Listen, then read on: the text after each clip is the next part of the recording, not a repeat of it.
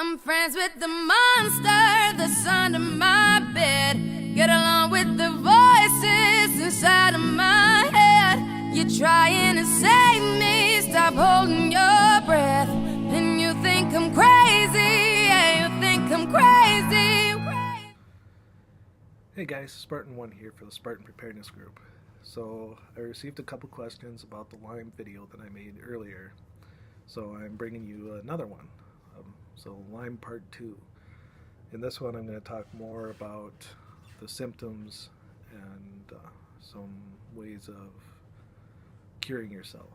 So I'm going to add some pictures in here, see how the video editing goes. I'm still learning how to do that. Maybe we'll try and add pictures and splice it. Otherwise the pictures will be at the end. So I'll do what I can. Alright, so usually the first experience someone with Lyme has is they get a bullseye rash. Hopefully I'll get a picture in here for you. Not everyone gets the bullseye rash. I didn't.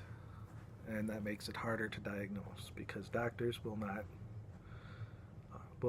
treat you for Lyme unless they get a positive diagnosis, and the bullseye rash is part of that. The Lyme test they run at the regular doctor's office is worthless. It very rarely comes back positive. There's tons and tons of stories of people having false negatives. Something else that happens, for a lot of people when they first get it is they get a major flu-like bug. Or I guess it's already the bugs inside you, but you get flu-like symptoms. You get the chills, the temperature, the stomach upset, the diarrhea, the whole works. And it usually lasts for quite a while, for a good solid week. Not in every case, but that's normal. Also, these bugs are usually already in us. At some point we got bit, we got clawed by a cat or a dog. Somehow the bacteria got into us, and while we have a healthy immune system, everything works fine. We're able to keep it in check. But then a moment of stress or our immune system getting knocked out can take its toll and can allow those bugs to take over our bodies. Now, that stress can be as simple as a relationship breaking up or trouble in a relationship, or it could be a vaccination, breaking a bone, basically any trauma like that. Let's see.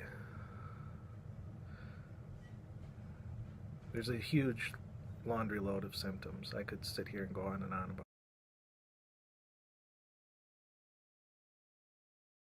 about them, but it's fatigue, pain, brain fog, memory loss. See, I'm having one of those moments now. Nerve pain, numbness, Bell's palsy of the face, Bell's palsy of the gut. You can be diagnosed with fibromyalgia, which its cause is the Lyme. It's not necessarily fibromyalgia itself. I don't know, there's a whole long list. You can look it up on the internet and you'll find it there pretty easily.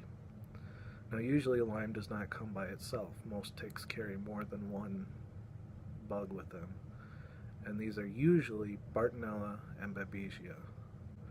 Now, those are not the only two, but those are the two most common. Bartonella you can get as easily from being scratched by a cat. It's called cat scratch disease.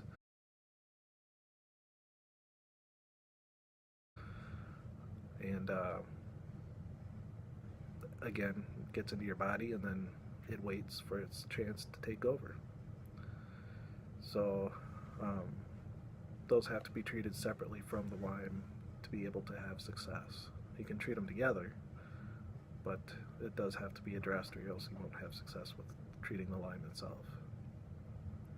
Another common one, more towards like the Rocky Mountains and farther west in the south, is Rocky Mountain spotted fever. that's carried by the Lone Star tick, I believe. And I'm not real familiar with it, but it is another pretty popular disease that people get from ticks. Some of the natural protocols that you can use are the Cowden, which I've personally used.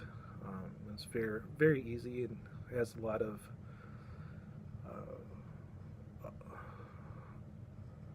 I don't want to say science, but it has a lot of testimonials behind it. The science is a little bit shaky, I guess, as far as the testing and success rates, but it certainly can't hurt you. And their detoxing protocols have helped me immensely. And definitely their Lyme, Bartonella, and Babesia protocols also made their mark on me. Now, it didn't get me well, but I've heard of other people using the protocol with great success. Another protocol is the Buhner protocol, which I have here a couple of the books. You can see I've got them all bookmarked. Lyme disease, co-infection book, and let's see here, Healing Lyme. These are great books, very well researched, all on natural healing. Tons of testimonials with this. It's done by a man named Stephen Buhner. He's an herbalist. He's a plant worshiper, but he knows his plants, he knows how they act together, and he's had a lot of success treating Lyme disease. His protocol is pretty expensive to do it all and complicated, but hey, it's worth it if it fixes you. The one I'm currently doing is the Byron White formulas. They're formulated somewhat homeopathically, I believe. They have homeopathic properties with them, and so far it's really helping me. So those are kind of the three main natural routes you can take. You can go through the antibiotics as well, which I did for a while, but in my opinion, in a lot of cases, it's just not worth it. It destroys your gut health. It's horrible on you. But that's a choice you have to make with your doctor. Sometimes it's required that you take the antibiotics because they can stop the worst cases in their tracks, and sometimes it's faster to reverse the damage using the antibiotics. Something else to note here is that none of this is tested for in the blood supply. So people are donating blood that have all of these infections, and then you're getting them. So if you can at all avoid it, try and avoid the blood transfusions. They've just started now to test for Babesia, but there are very few tests for Bartonella, and they don't test for Lyme at all. Same with organs.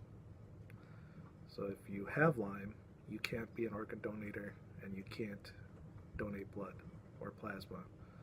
Don't do it. You're just putting the pain in someone else. The CDC still claims that there's no such thing as chronic Lyme disease. They claim after that first, whatever it is, 21 days of antibiotics that they give to you that you're cured of Lyme, and anything that happens after that is fibromyalgia, or I think they have something they call post-Lyme syndrome, but basically it's just, you're screwed. You know, good luck. We'll try and give you some medicine to, you know, we'll treat this with that and treat that with that, and they give you the whole runaround, and basically then you just have to live your life the best you can, which that's utterly not true.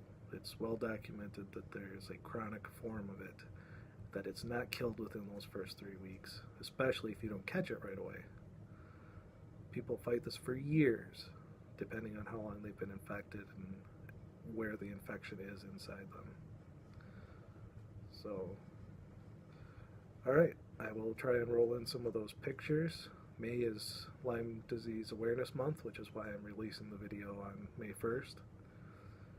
So if you'd like to learn more, there's all sorts of stuff over the internet, iLads, there's Facebook support groups. And if you have any questions, feel free to post them below. If you have more information, feel free to post it below. And stay safe out there. Use those those methods that I gave you in the last video to keep yourself safe. Light colored clothing, permethrin, or permethrin, however you pronounce that. The Lyme armor. Use those, stay safe, keep your pets safe. And enjoy the summer, enjoy the spring, enjoy the fall.